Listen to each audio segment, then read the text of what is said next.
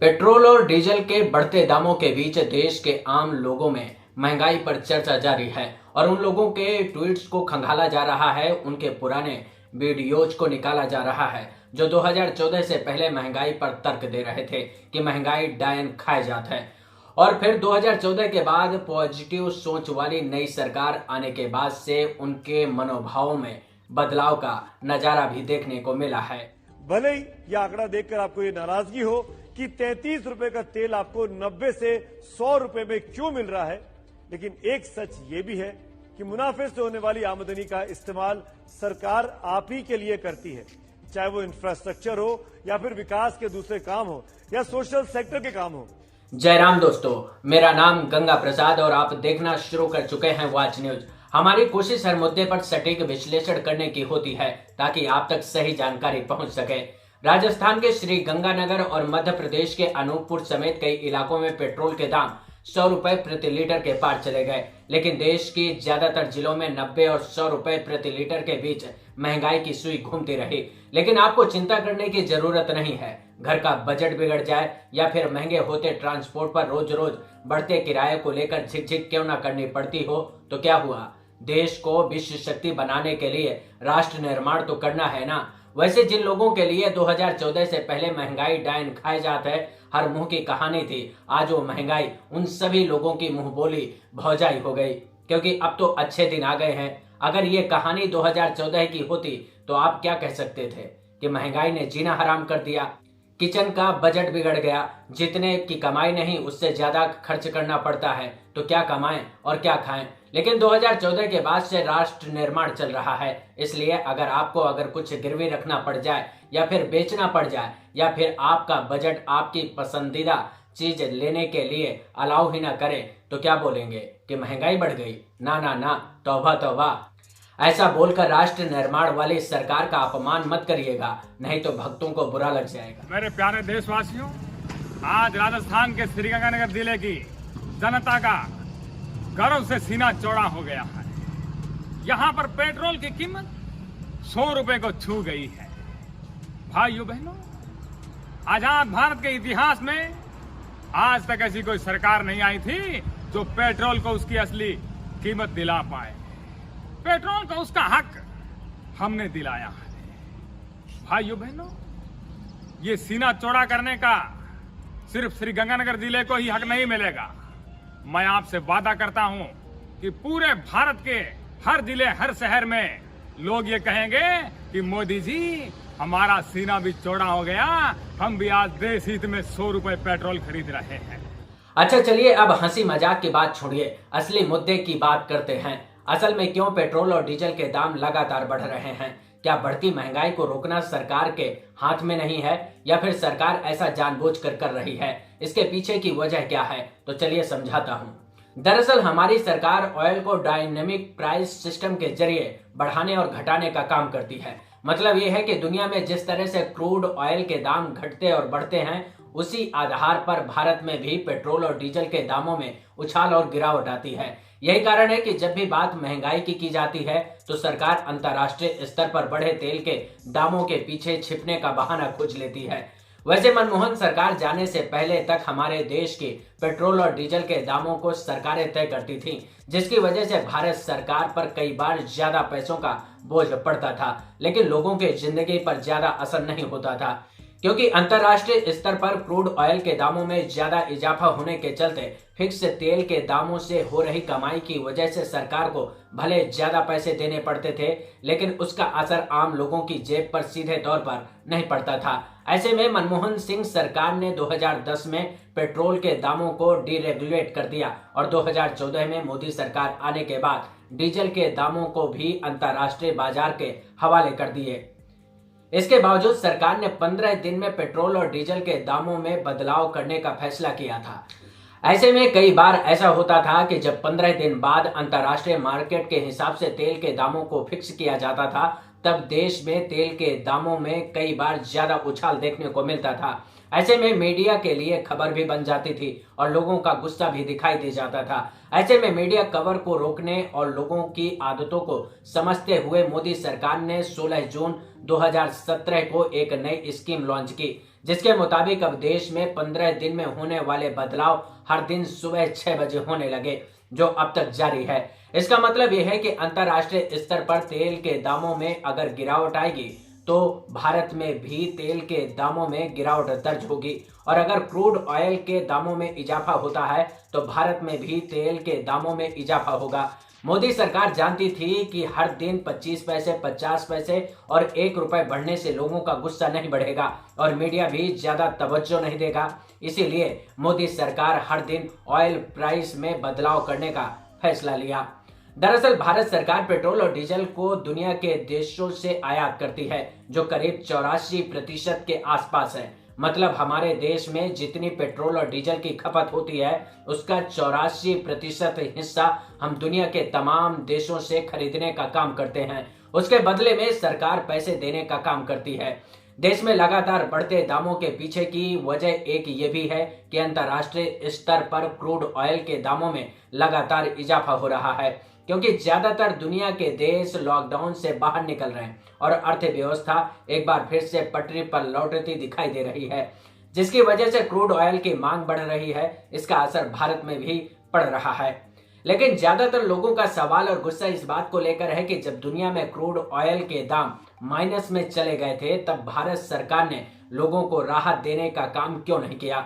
इसके पीछे की वजह बहुत साफ है कि भारत सरकार अपने देश की जनता की मनोदशा को बहुत बखूबी समझती है।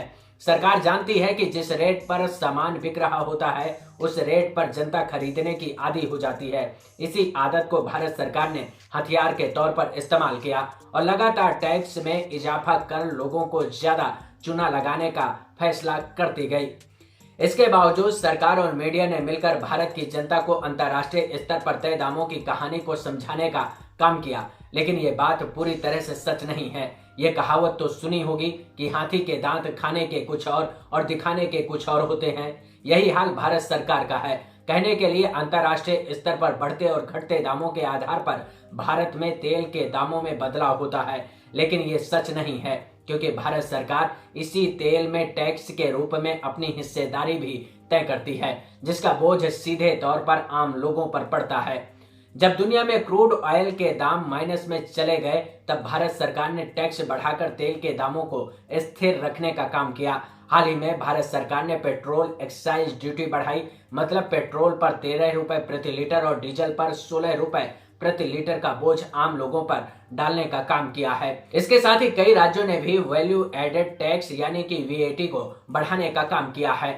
मतलब सरकार की थ्योरी ये कहती है कि जब क्रूड ऑयल के दामों में इजाफा होगा तो पेट्रोल और डीजल के दामों में इजाफा होगा, और जब क्रूड ऑयल के दामों में गिरावट आएगी तो भारत सरकार टैक्स को बढ़ाकर दामों को नीचे गिरने से रोकने का काम करेगी। यही मोदी सरकार की राष्ट्रवादी नीति है। इसका असर सीधे तौर पर जनता की जेब पर पड़ता है, क्योंकि जनता को किसी भी हाल में राहत नहीं मिल रही। उसे हर समय मैक्सिमम प्राइस पर तेल खरीदना पड़ता है। इसको इस चार्ट के जरिए समझने की कोशिश करिए। ये 16 फरवरी का आंकड़ा है जिसको इंडियन ऑयल कोऑपरेशन से लिया गया है। इसमें बहुत साफ बताया गया है कि बढ़ते तेल के दामों में सरकार की हिस्सेदारी कितनी है। पेट्रोल की बेस प्राइस 31 रुपए 82 पैसे है, जिसमें एक्साइज ड्यूटी के तौर पर 32 रुपए 9 पैसे केंद्र सरकार लेती है, जो बेस प्राइस से भी ज्यादा है। डीलर कमीशन 3 रुपए 68 पैसे हैं और राज्य सरकार का टैक्स मतलब VAT 20 रुपए 61 पैसे है। इन सभी को मिलाकर हो जाता है 89 रुपए 29 पैसे। इसमें से केंद्र और राज्य सरकार का टैक्स मिलाकर 52 रुपए 70 पैसे होते हैं। ऐसा ही हाल डीजल के प्राइस में भी दिखाई देता है। एक तो पेट्रोल और डीजल में 2 तरीके से टैक्स वसूला जा रहा है। केंद्र और राज्य सरकारें मिलकर लोगों की जेब में डाका डालने का काम कर रही हैं।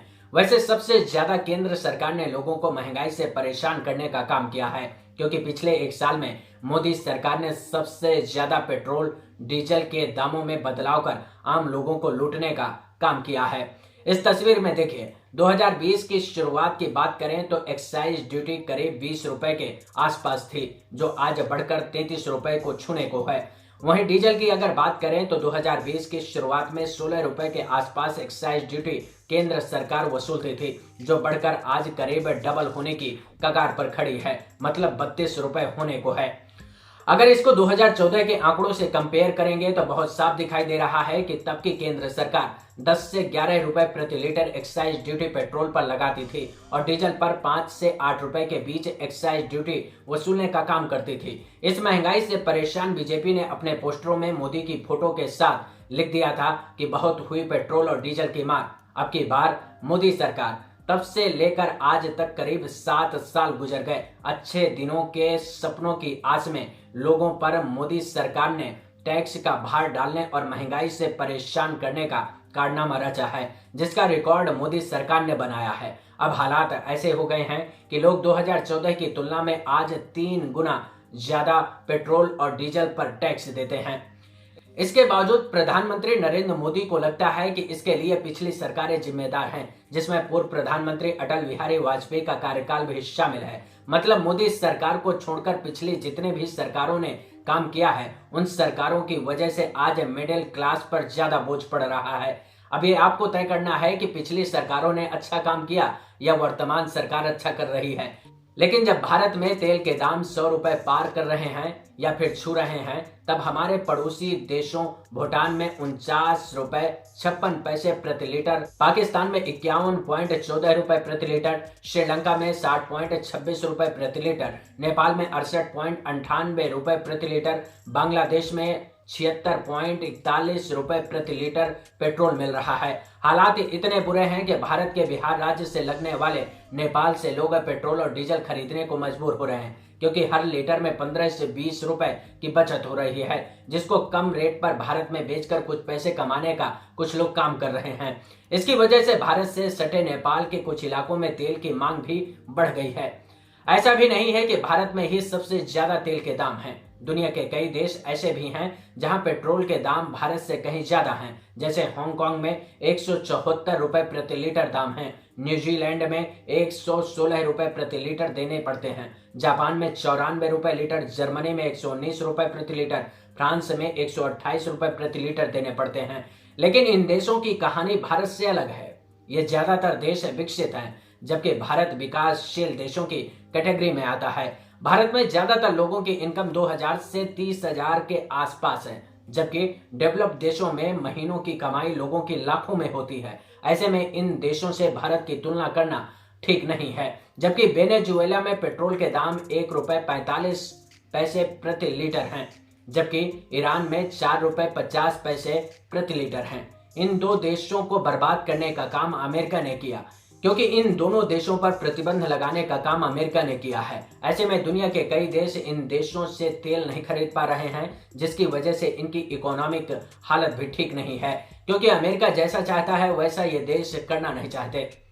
आपने सुना होगा कि सरकार ने किसानों को समझाने के लिए कुछ इस तरह का तर्क दिया है कि अगर आपकी अनाज की मांग बढ़ेगी तो आपको उसके ज्यादा दाम मिलेंगे। मतलब बाजार में डिमांड और सप्लाई के आधार पर आपकी आमदनी तय होगी। आपको याद होगा जब कोरोना संक्रमण की आहट सुनाई दी, तब लोगों ने मास्क खरीदना शुरू किया। मास्क की कमी होने के चलते देश में ही मास्क की कालाबाजारी शुरू हुई और मोटा पैसा कमाने का लोगों ने काम किया। ऐसा ही पेट्रोल और डीजल के दामों की कहानी है। दुनिया के देशों में जितनी ज्यादा मांग बढ़ेगी, उतने ज्यादा पेट्रोल और डीजल के दामों में उछाल अंतरराष्ट्रीय स्तर पर भी दिखाई देगा। इसके साथ ही ओपेक देशों का एक संगठन भी है जो ऑयल के दामों को तय करने या फिर नीचे गिरने से रोकने का काम करता है, ताकि नुकसान ना हो और ज्यादा फायदा कमाया जा सके। इस वीडियो में इतना ही, लेकिन वीडियो को लाइक करना, चैनल को सब्सक्राइब करना मत भूलेगा। इस पर अपने विचार शेयर करेंगे तो हमको भी अच्छा लगेगा। इसके साथ ही मैं अपने सभी वीडियो टेलीग्राम में डालता रहता हूं, तो चैनल को ज्वाइन कर लेंगे तो मेरे हर वीडियो का नोटिफिकेशन आपको मिलता रहेगा। नमस्कार।